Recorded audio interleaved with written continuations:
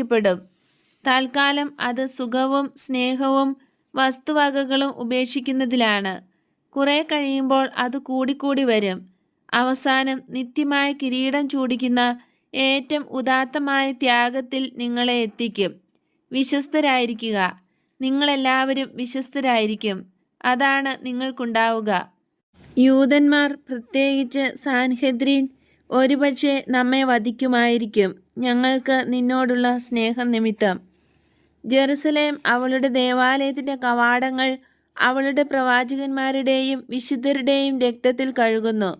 ലോകം മുഴുവനും കൂടെ കഴുകപ്പെടാൻ ആഗ്രഹിക്കുന്നു.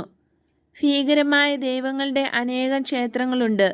ഭാവിയിൽ അവയെല്ലാം സത്യദൈവത്തിൻ്റെ ആലയങ്ങളായിത്തീരും. ദൈവവിശ്വാസമില്ലായ്മ എന്ന കുഷ്ഠരോഗം രക്തസാക്ഷികളുടെ രക്തമാകുന്ന ശുദ്ധീകരണ ജലം കൊണ്ട് വിശുദ്ധീകരിക്കപ്പെടും.